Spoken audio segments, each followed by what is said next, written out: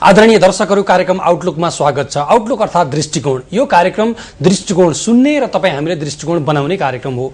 नेपाल विगत 5 वर्षदेखि संक्रमणकालीन अवस्थामा छ र यो बीचमा सर्वाधिक रूपमा शान्ति र संविधानका बारेमा छलफल भएको छ र माओवादीको भूमिकाका बारेमा छलफल भएको छ।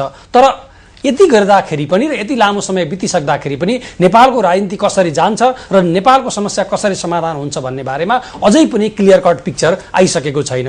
यस्तो परिस्थितिमा नेकपा माओवादीले के गर्दै होला र नेकपा माओवादी भित्र चलेको अन्तर्द्वन्द्वले यो प्रक्रियालाई कति बढी असर गरे होला, यस बारेमा आम जनतालाई धेरै बढी जिज्ञासा छ र लगातार रूपमा नेपालमा भन्यो भने निर्विकल्प रूपमा प्रचण्डले के गर्लान् भन्ने कुरा सबै मानिसलाई सबभन्दा बढी ठूलो चासो छ। त्यही विषयमा आज हामीले कुरा सम्भवतः आजको अतिथि कमरेड प्रचण्डसँग गएको 1 वर्षदेखि टेलिभिजन अन्तर्वार्ता भएको छैन र यो बीचमा भएका सबै कुराहरूका बारेमा आज हामीले कुराकानी गर्नेछौँ र त्यो विशेष गरिकन माओवादीले के गर्छ र हाम्रो शान्ति प्रक्रिया, संविधान निर्माणको प्रक्रिया र अहिले उत्पन्न भएको राजनीतिक गतिरोध कसरी समाप्त हुन्छ र नयाँ निकास पाउँछ भन्ने बारेमा आज हामीले कुराकानी गर्नेछौँ। आज मसँग हुनुहुन्छ एकीकृत नेकपा माओवादीका अध्यक्ष कमरेड प्रचण्ड। प्रचण्डज्यू, कार्यक्रममा यहाँलाई स्वागत छ। धन्यवाद। मैले जसरी पृष्ठभूमिमा भने संवैधानिक समितिमा जे छलफल हुँदै थियो, संविधान लेखन प्रक्रियाका विषयमा एकदम आशा जागेको थियो पछिल्लो समयमा र शान्ति प्रक्रिया धेरै अगाडि बढेको थियो। तर एकाएक गतिरोध आयो र गतिरोध आउनमा आरोप प्रत्यारोपहरू बजारमा यथावत छन् र धेरै मानिसहरूले माओवादीले आफ्नो हट कायम गर्यो भन्ने खालको एक आरोप छ भने अर्को थरी एउटा संवैधानिक समितिमा देखियो कुरा नेपाली कांग्रेस जे सहमति बन्दै थियो त्यसबाट पछाडि हटेपछि गतिरोध उत्पन्न भयो र तपाईहरुले त्यो संविधान लेखनको कुरालाई शान्ति प्रक्रियासँग जोड दिनुभयो र झण्डै स्ट्याग्नेसन जस्तो परिस्थिति छ। यस्तो हुनुका पछाडिको कारण के हो?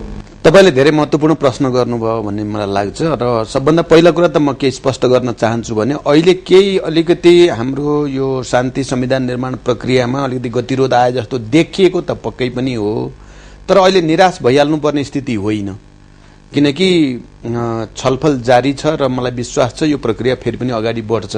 जहाँसम्म संविधानको विषयमा तपाईले प्रश्न जानेर गर्नुभयो त्यो कुरा साँचो हो, तपाईले जानेर प्रश्न उठाउनु भएको छ।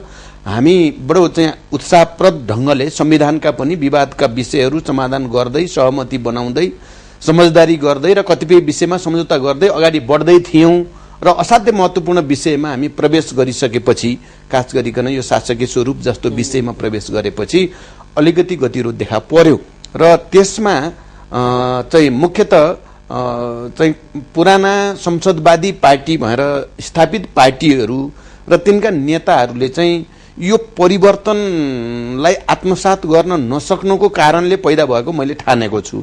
तर मलाई फेरि के विश्वास छ भने अन्ततः फेरि छलफल गर्दै जाँदा यसको पनि समाधान हुन्छ र यो प्रक्रिया अगाडि बढ्छ। जसरी शासकीय स्वरूपका सन्दर्भमा 2-3वटा कुरा थिए।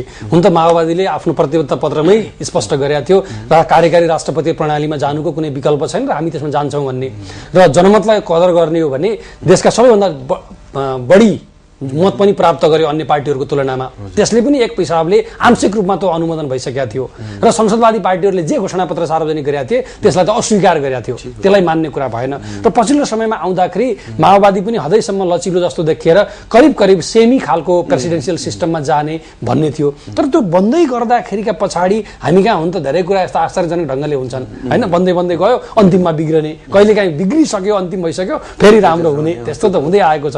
तर शासकीय स्वरूपमा नेपाली कांग्रेसले जसरी यो पार्लियामेन्ट्री सिस्टम भन्दा अघि बढ्नै सकिन्न भन्ने ढंगले कुरा गर्नु र त्यसलाई बल पुर्याउने गरी एक थरी मानिसहरूले अध्यक्ष प्रचण्डलाई नै केन्द्रमा राखेर यो राष्ट्रपति प्रणालीमा जानु भनेको त माओवादीलाई संवैधानिक रूपले सत्ता हस्तान्तरण गर्नु हो भन्ने सम्मको कुरा सुनिरहँदा, हेर्दा, देख्दा तपाईलाई के लाग्छ?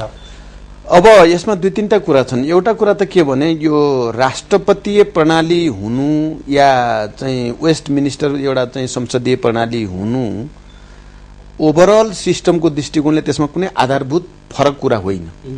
मानिसहरूलाई के पर्या छ भने राष्ट्रपतीय प्रणाली भनेको कम्युनिस्ट सिस्टम जस्तो, वेस्ट मिनिस्टर भनेको चाहिँ कांग्रेसको जस्तो बुर्जुवा जस्तो भएर जो बुझिएको छ अथवा जो पर्न गएको छ त्यो सत्य होइन।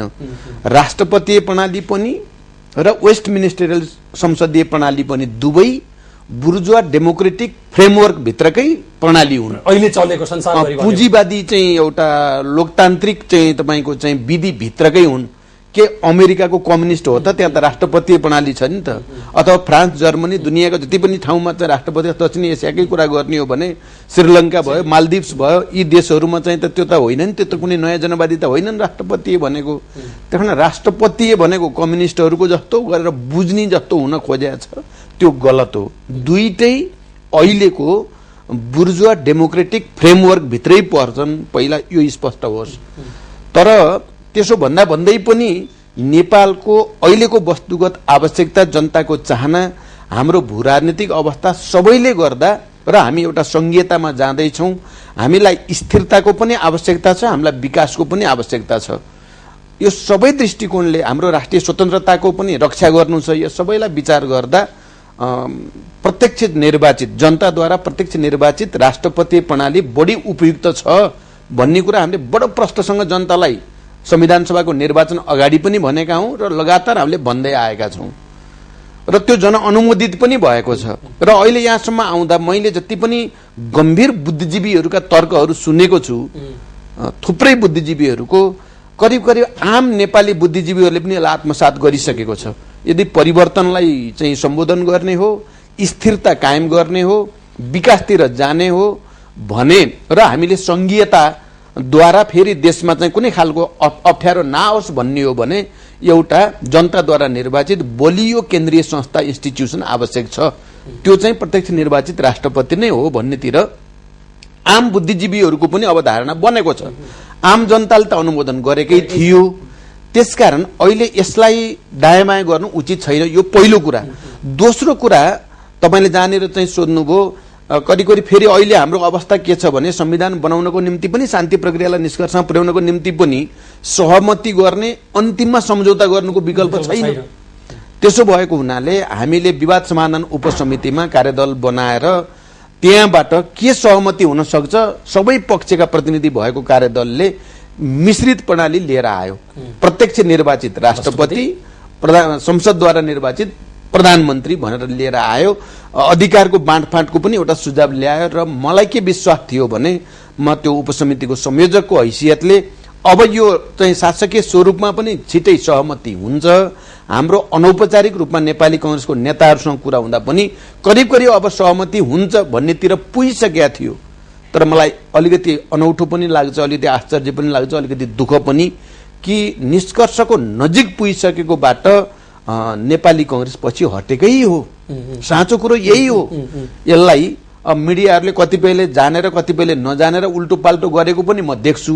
सत्य कुरा यही हो। उहाँहरू चाहिँ अलिकति पछि हट्नु भयो र अहिले हामी संसदीय भन्दा दायाँ बायाँ अथवा वेस्ट मिनिस्टरियल सिस्टम भन्दा दायाँ बायाँ हामी जाँदैनौँ भनेर आइसकेपछि मलाई के विश्वास थियो भने त्यसमा पनि सहमति भएपछि संविधान मस्यौदा गर्ने कुरा अब सहज भएर जान्छ र जनतामा एउटा नयाँ उत्साह आउँछ भन्ने विश्वासको साथ म अगाडि बढी पनि राखेका थिएँ।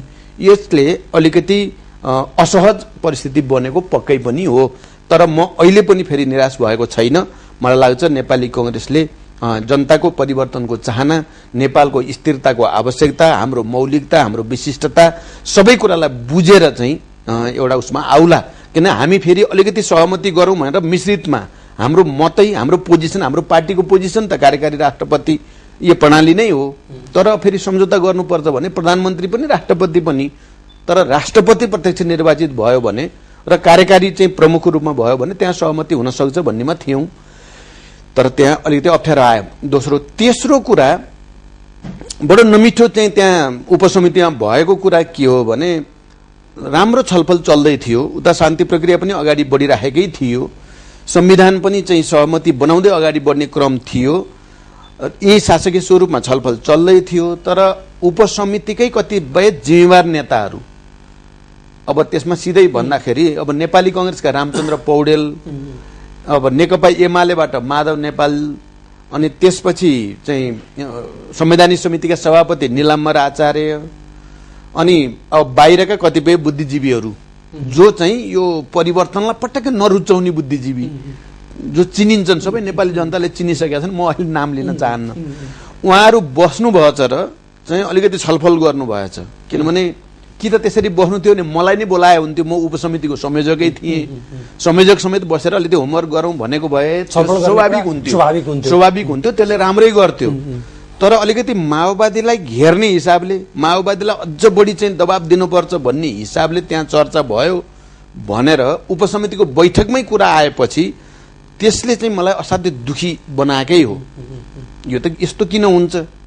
फेरि जसले सहमति बनाउन प्रयत्न गरिराखेको छ जुन समितिले, त्यो समितिको संयोजक भन्दा बाहिर बसेर संयोजकलाई घेर्नुपर्छ भन्ने ढङ्गका कुराहरू हुने र त्यसको लगत्तै पछि मिडियामा लेखहरू आउने, प्रचण्डका कठपुतली हुन् त पार्टीहरू भनेर आइदिएपछि चाहिँ वातावरण अझ बढी असहज त्यताबाट भएको हो। त्यही अहिले माओवादीले रोक्यो भनेर जो चाहिँ प्रचारबाजी भयो त्यो बिल्कुल गलत हो। म बडो इमान्दारिताको साथ र जिम्मेदारीको साथ नेपाली जनताको अगाडि प्रश्न गर्न चाहन्छु कि अहिले माओवादीले कहीँ केही रोकेकै होइन।